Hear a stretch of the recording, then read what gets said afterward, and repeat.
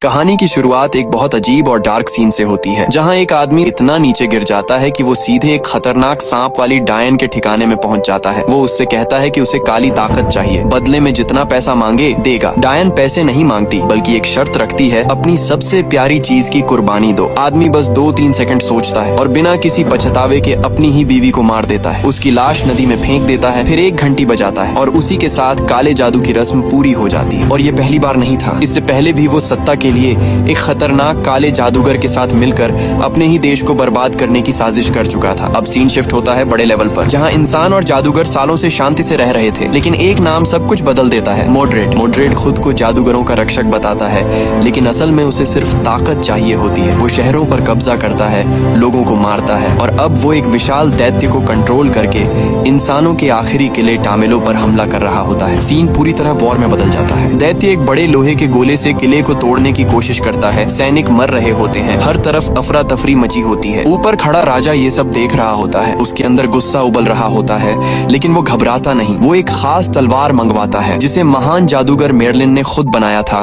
ताकि मोड्रेड को रोका जा सके। राजा का अपना भाई ही गद्दार निकलता है। वो डरता है कि कहीं उसकी सच्चाई सामने ना आ जाए, इसलिए वो राजा को रोकने की कोशिश करता है, लेकिन राजा सब समझ चुका होता है। फिर भी उस वक्त उसकी पहली प्राथमिकता जंग होती है। वो एक शॉकिंग फैसला लेता है, अपना ताज अपने ही गद्दार भाई को सौंप देता है और खुद सफेद घोड़े पर सवार होकर जंग के मैदान में उतर जाता है। अब कहानी पूरी तरह एक एपिक बैटल में बदल चुकी होती है। राजा चारों तरफ देखता है और अंदाजा लगाता है कि मोड्रेड कहीं उस दैत्य के ऊपर छुपा हुआ है। तभी अचानक दैत्य किले के बाहर का पुल तोड़ देता है, लेकिन राजा इसी मौके को अपने हक में इस्तेमाल करता है और सीधा आगे बढ़ जाता है।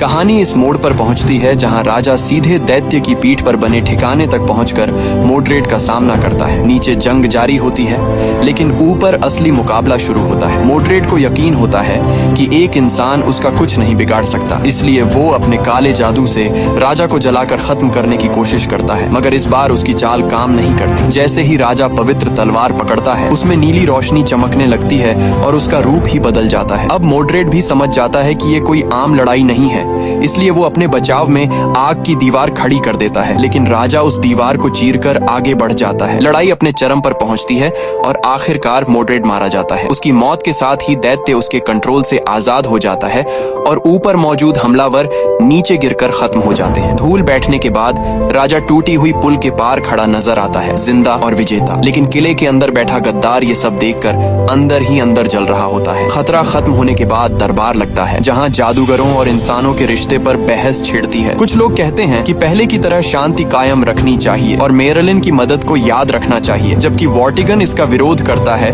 और कहता है कि आगे और भी मोड्रेड जैसे खतरे पैदा हो सकते हैं। बहस बढ़ती है तो एक मंत्री वॉर्टिगन को उसकी ही सच्चाई याद दिलाता है, जिससे वो भड़क उठता है और सफाई देने लगता है। माहौल गर्म हो जाता है, लेकिन तभी राजा बीच में आकर साफ फैसला सुनाता है कि जादूगरों के खिलाफ कोई कार्रवाई नहीं होगी और दोनों फिर से साथ रहेंगे। इसके बाद वो असली बात सामने लाता है और गद्दार का नाम लेकर बताता है कि उसे पहले से सब कुछ पता था, लेकिन उसने उसे सजा नहीं दी, क्योंकि वो उसे एक मौका देना चाहता था। अब सबकी नजरें उसी गद्दार पर टिक जाती हैं कि वो इस मौके का क्या करेगा। राजा अपने भाई को सुधारने का मौका देता है, लेकिन यही बात गद्दार को अंदर से जला देती है। उसे लगता है कि दरबार में उसकी बेइज्जती हुई है और अब उसे डर सताने लगता है कि कहीं उसकी सच्चाई खुल न जाए। इसी डर और लालच में वो तख्ता पलट की योजना बनाता है, लेकिन पवित्र तलवार की ताकत देखकर वो सीधे मुकाबले की हिम्मत नहीं करता, इसलिए चालाकी से अपने आदमियों को महल पर हमला करने भेजता है। खुद वो अपनी बीवी को लेकर एक गुप्त कमरे में जाता है, जहां पानी की डायन कैद होती है। बीवी को कुछ समझ नहीं आता, वो उससे सवाल करती है,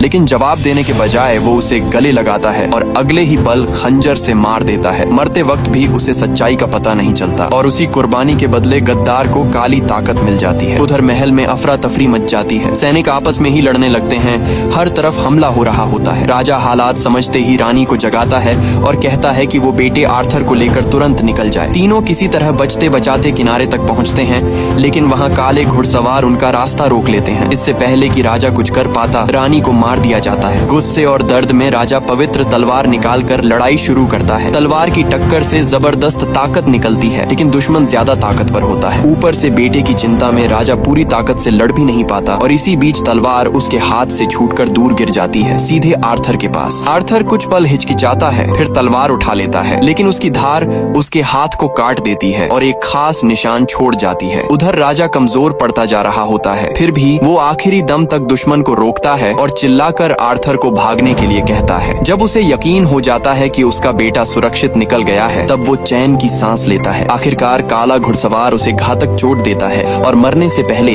राजा एक आखिरी फैसला लेता है। वो तलवार को हवा में उछालकर खुद ही अपनी पीठ में घुसा देता है ताकि वो दुश्मन के हाथ ना लगे। यही उसका आखिरी बलिदान होता है और धीरे धीरे उसका शरीर खत्म होने लगता है। पत्थरों का विशाल ढांचा लकड़ी के पुल को तोड़कर नदी में गिर जाता है और उसी पल काला घुड़सवार अपनी असली शक्ल में लौट आता है। सच सामने आता है कि वो कोई और नहीं बल्कि वही गद्दार है जिसने अपनी बीवी की कुर्बानी देकर काली ताकत हासिल की थी। उसी ताकत से वो अपने भाई और उसके परिवार को मारकर खुद राजा बन जाता है। दूसरी तरफ छोटा आर्थर नदी में बहता हुआ बच जाता है, जिसे एक औरत बचाकर कोठे पर ले जाती है और वहीं उसका पालन पोषण होता है। आर्थर अपनी पहचान पूरी तरह भूल चुका होता है और एक आम इंसान की तरह जीने लगता है। सुनहरे बालों की वजह से उसकी पहचान छुपाने के लिए उसके बाल काट दिए जाते हैं। बचपन में दूसरे बच्चे उसे तंग करते हैं, लेकिन कोठे के पास बने अखाड़े में काम करते हुए उसकी जिंदगी बदलने लगती है। वहाँ का उस्ताद उसकी काबिलियत पहचानता है और उसे ट्रेनिंग देना शुरू करता है, जिससे धीरे धीरे आर्थर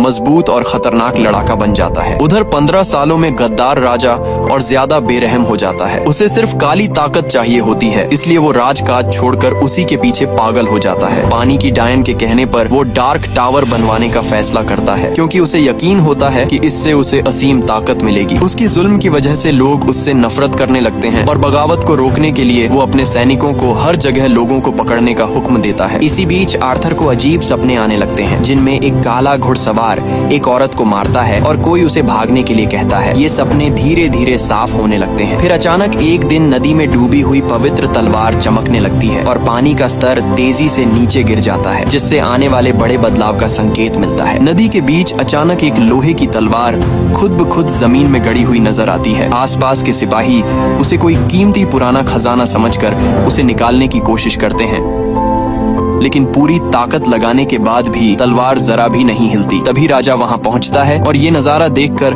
उसके चेहरे का रंग उड़ जाता है, क्योंकि वो जानता है कि इस तलवार को सिर्फ असली राजा ही निकाल सकता है। इसका मतलब साफ है कि असली वारिस वापस आ चुका है और अब उसका राज खतरे में है। राजा तुरंत उस रहस्यमयी औरत डायन के पास जाता है और पूछता है कि तलवार फिर से क्यों प्रकट हुई। डायन उसे समझाती है कि ताकत का संतुलन बदल रहा है और अब एक नई ताकत उभरने वाली है। लेकिन राजा को इन बातों से कोई फर्क नहीं पड़ता। वो गुस्से में कहता है कि उसने अपनी पत्नी की कुर्बानी दी थी, फिर भी क्या उसे सिर्फ 15 साल का राज ही मिलेगा। डायन बताती है कि गलती उसी की है, क्योंकि उसने पहले तलवार खो दी और असली राजा के वारिस को खत्म नहीं किया। अब अगर उसे अपनी गद्दी बचानी है तो उसे उस वारिस को ढूंढकर मारना होगा। राजा को शक होता है कि उसकी ताकत शायद कम पड़ जाए, तो डायन उसे फिर से किसी अपने की कुर्बानी देने को कहती है। लेकिन राजा एक चाल चलता है। वो पूरे देश में काले कवच वाले सैनिक भेजता है और हर जवान आदमी को उस तलवार को खींचने के लिए मजबूर करता है। उसे पता है कि जो भी तलवार निकाल लेगा वही असली राजकुमार होगा। उधर असली राजकुमार आर्थर को अपनी असली पहचान का कोई अंदाजा नहीं होता। बचपन में बचने के बाद उसे एक औरत पाल पोस कर बड़ा करती है और वो एक वेश्यालय में काम करने लगता है। एक दिन अचानक वहाँ काले सैनिक घुस आते हैं, क्योंकि उन्हें खबर मिली होती है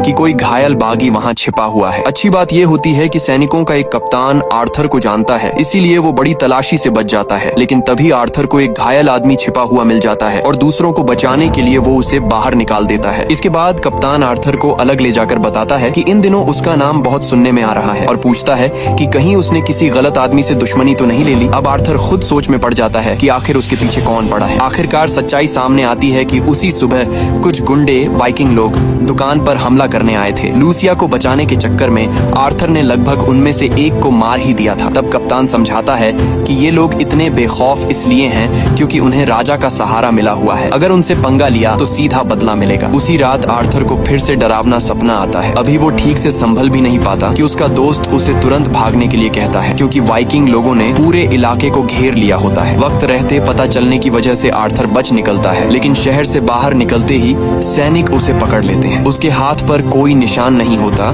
इसलिए उसे बाकी लोगों के साथ जहाज में डाल दिया जाता है और यहीं से उसकी किस्मत पलटने वाली होती है। अब आर्थर उन लोगों में शामिल हो जाता है जिन्हें तलवार तलवार निकालने के लिए लाया गया है। लाइन बहुत लंबी होती है, इसलिए वो जल्दी में आगे घुस जाता है। जैसे ही वो तलवार को देखता है, उसे अजीब सा अपनापन महसूस होता है। वो तलवार पकड़ता है और अचानक दोनों के बीच एक अजीब सी ताकत जाग जाती है। जैसे ही वो दोनों हाथों से तलवार पकड़ता है, तलवार चमकने लगती है और बिना ज्यादा मेहनत के आर्थर उसे आसानी से बाहर निकाल देता है। ये देखकर सारे सैनिक दंग रह जाते हैं, लेकिन तलवार की